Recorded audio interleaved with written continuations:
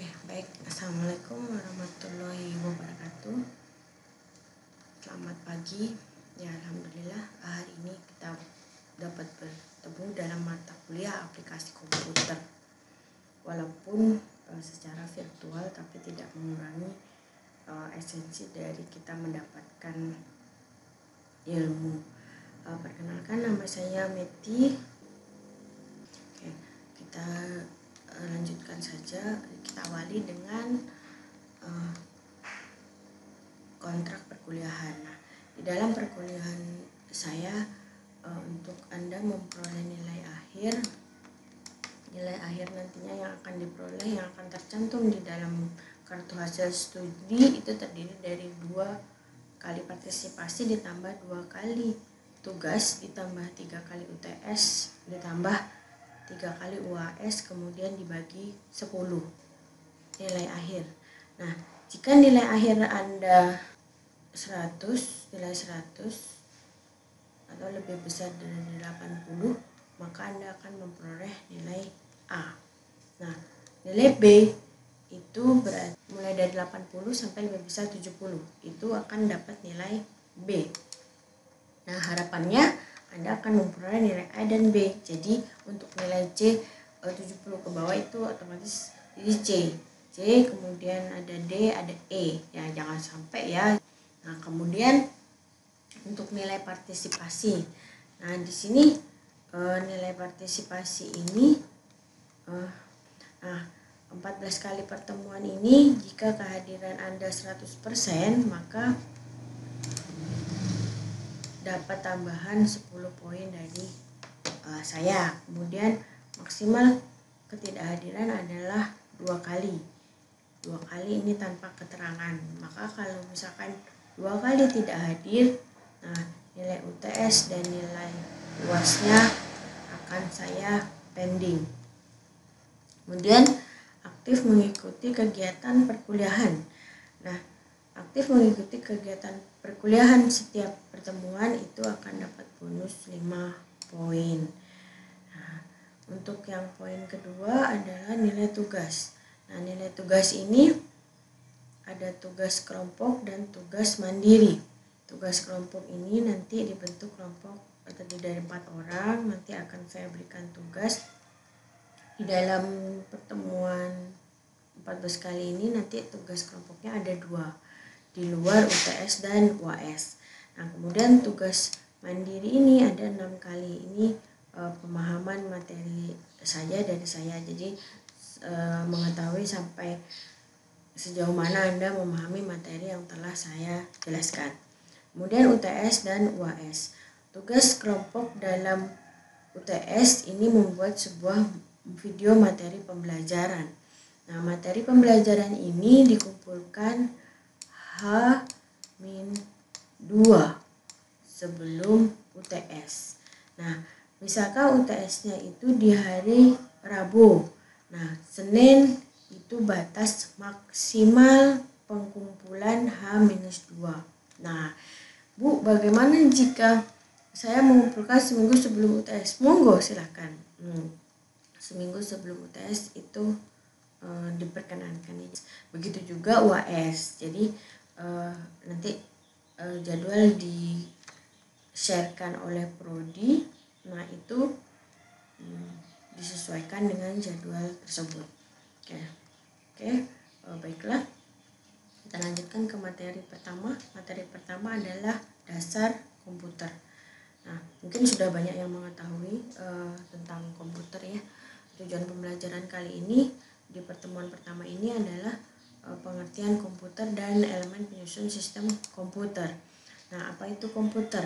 Komputer itu di sini secara umumnya itu to compute atau menghitung. Nah, menghitung. Jadi sebenarnya bahasa komputer itu diawali dengan angka ya. Jadi kenapa komputer atau compute, menghitung? Karena dia membacanya, bahasa mesinnya itu angka untuk diubah menjadi kata gitu. Nah, tujuan pokoknya adalah mengolah data menjadi informasi. Nah, mengolah data menjadi informasi. Seperti apa prosesnya ya? Kita awali dengan contoh ini dari abjad. Nah, inputan yang memang sering kita ketahui adalah berupa abjad. Dari abjad ini diubah menjadi kata. Kemudian dari kata ini, nah ini akan menjadi sebuah informasi. Nanti akan dilakukan pencetakan, kemudian berupa tampilan di layar monitor. Nah, itu merupakan informasi untuk pengguna. Nah, bagaimana agar data atau informasi ini bisa terjadi? Nah, ini akan melibatkan beberapa elemen. Nah, di sini 3 elemen di sini ada brainware, software, hardware. Nah, brainware. Nah, bagaimana Bu jika ketiga elemen ini tidak terpenuhi? Nah, apakah wajib? Wajib ini terpenuhi 3 elemen ini, brainware, software, hardware. Brainware sebagai pengguna, software sebagai perangkat lunak, hardware-nya perangkat keras. Nah, jika salah satu tidak terpenuhi, contoh satu kondisi hardware-nya tidak ada. Nah, hardware ini kan merupakan wadah yang oleh brainware untuk menjalankan software. Bagaimana jika tempat ini tidak ada? Nah, maka tidak bisa dijalankan. Kemudian kondisi berikutnya, software-nya tidak ada, brainware-nya ada, hardware-nya ada, tapi software-nya tidak ada. Nah, bagaimana cara brainware ini berkomunikasi dengan tidak ada softwarenya gitu kan ya. Nah, berarti ini juga tidak bisa berfungsi gitu. Kemudian kondisi selanjutnya brainware-nya tidak ada, jadi hanya ada software dan hardware. Nah, tidak bisa jalan karena software dan hardware ini adalah benda mati. Jadi benda mati itu tidak bisa bekerja sendiri tanpa usernya. User itu kan di sini adalah brainware. Selanjutnya berarti kesimpulannya ketiga elemen tadi harus ada, brainware, software, dan hardware wajib ada. Nah, sekarang kita ke brainware. Brainware itu terdiri apa saja sih? Siapa saja? Ya, siapa? Karena kan brainware ini yang menjalankan, otomatis dia adalah kita, manusia yang terlibat dalam mengoperasikan serta mengatur sistem komputer. Nah, brainware itu sendiri sebagai pengguna komputer terdiri dari 2. Nah, yang pertama lettered komputer. Kemudian yang kedua adalah kompeten komputer. Nah, yang lettered ini hanya punya pengetahuan dan memahami cara penggunaan komputer, bagaimana menggunakannya, bagaimana mengoperasikannya. Nah, sedangkan yang kompeten ini menguasai terminologi komputer, menguasai fungsi sistem komputer, dan memiliki keterampilan lebih dibanding lettered komputer. Nah, itu jenis brainware. Nah, kemudian software. Software ini merupakan sarana brainware untuk berinteraksi dengan hardware. Dengan kata lain, dia merupakan penterjemah perintah user untuk diproses ke hardware. Nah, software. Nah, software di sini juga terbagi 2, yaitu software sistem operasi dan software aplikasi. Nah, software sistem operasi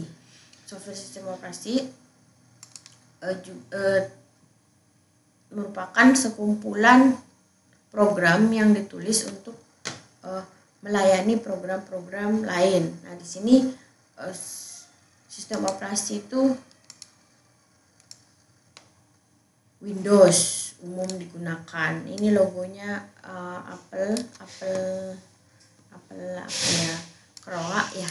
Ini Apple, ini Mac ya, Macintosh. Nah, kemudian ada lagi Linux. Nah, ini yang banyak digunakan adalah Windows. Jadi sistem operasi ini yang kita kenal umum ini ada 3.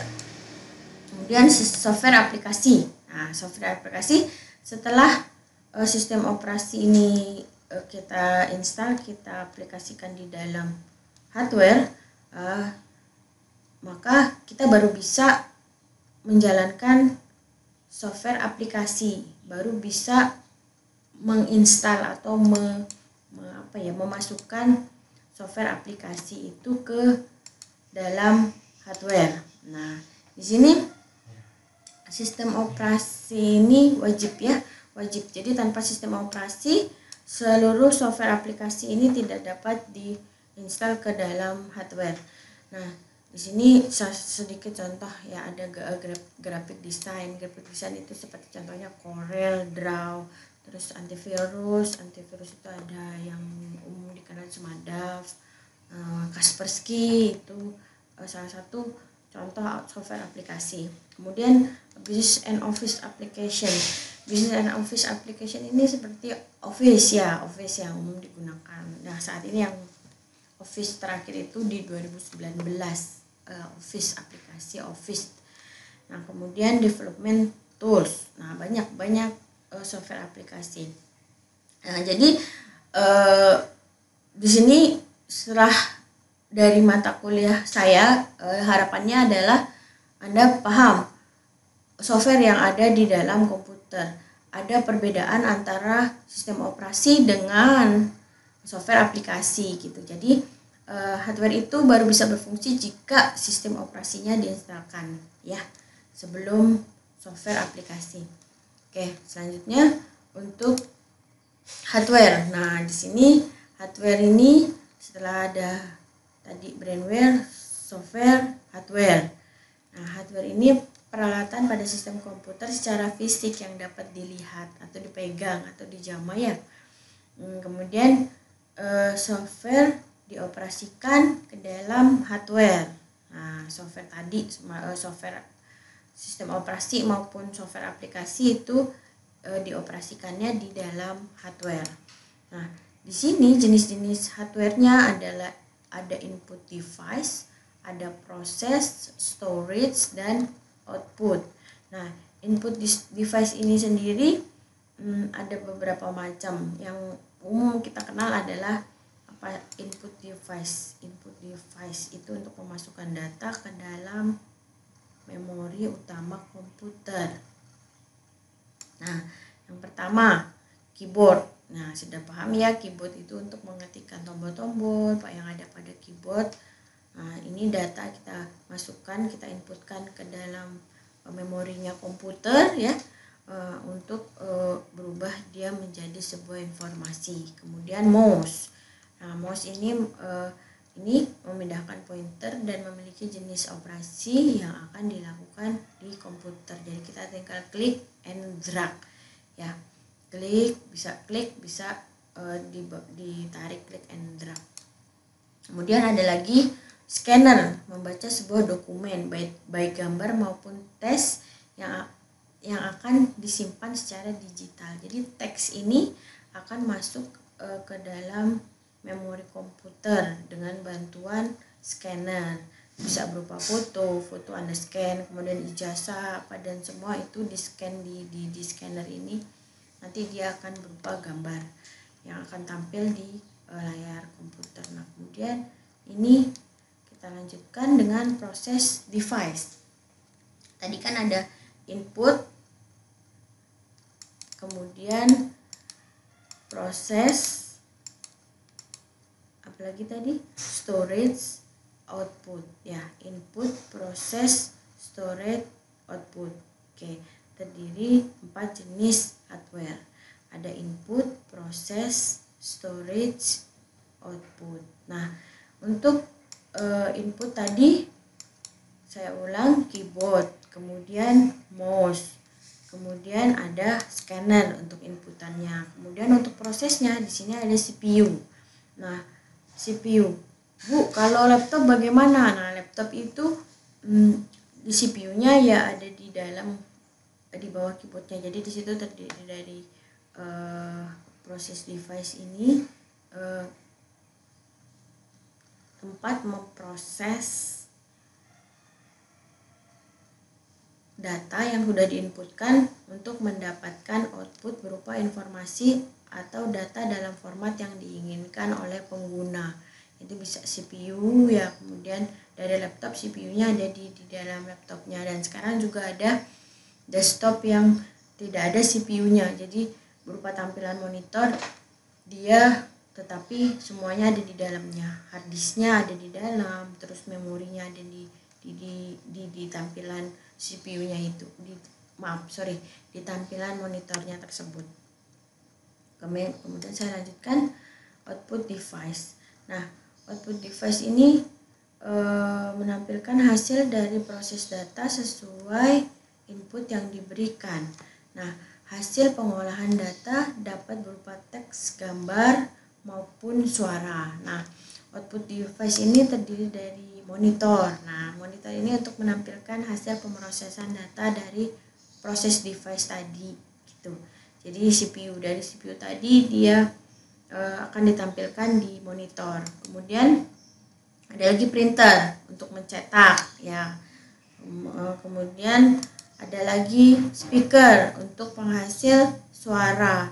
Jadi di sini suara akan keluar dengan input yang diberikan oleh pengguna.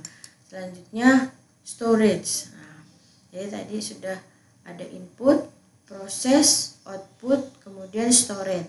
Storage ini media yang digunakan untuk menyimpan data yang diproses oleh komputer. Yang ada di sini hard disk ya. Ini tampilan hard disk. Jadi hard disk yang ada di dalam CPU ini bentuknya hard disk. Nah, ukurannya saat ini berbeda-beda. Jadi di hard disk di laptop itu dia lebih kecil. Ini hard disk di CPU dia agak besar. Jadi tergantung tempat prosesnya seperti apa, ukuran prosesnya seperti apa, disesuaikan. Jadi laptop seperti apa, kemudian CPU seperti apa. Nah, ukuran hard disknya menyesuaikan ukuran dari tempat proses tersebut. Selanjutnya flash disk. Nah, flash disk di sini media yang digunakan untuk menyimpan data selanjutnya adalah flash disk. Flash disk ini ukurannya bermacam-macam ya, mungkin sudah banyak yang tahu. Nah, storage selanjutnya adalah RAM. Nah, RAM ini yang tadi saya sebutkan, selain ada hard disk, ada RAM, random access memory. Nah, jadi media yang digunakan RAM ini ada di dalam alat pemrosesan tersebut, di dalam CPU, di dalam itu, selain hard disk tadi ya. Kalau flash disk tadi kan ada di luar ya. Kalau memori ini ada di dalam CPU. Dalam CPU. Kemudian dari Anda mengetikkan informasi tadi masuk dulu ke dalam RAM ini, kemudian disimpan permanen di dalam hard disk. Itu prosesnya. Jadi sebelum masuk ke hard disk ada RAM-nya gitu. Jadi dari RAM ini masuk ke dalam hard disk. Nah, dari hard disk ini nanti Anda bisa simpan lagi ke dalam flash disk. Nah, di flash disk itu akan bisa dibawa ke mana-mana gitu kan ya. Bisa di copy antar teman gitu. Itu kegunaan dari flash disk tersebut. Kemudian ada lagi CDR atau DVD-R. Nah, ini untuk menyimpan juga ya. Jadi selain USB flash disk tadi ada CDR atau DVD-R gitu. Jadi yang sudah saya berikan, jika memang ada pertanyaan bisa nanti ditanyakan pada saat kelas online. Baiklah. Mungkin untuk pertemuan pertama saya akhiri. Tetap jaga kesehatan, patuhi protokol kesehatan, jangan lupa cuci tangan, jika keluar rumah menggunakan masker, jaga jarak jika berbicara dengan rekan Anda. Terima kasih, selamat belajar. Saya akhiri. Wassalamualaikum warahmatullahi wabarakatuh.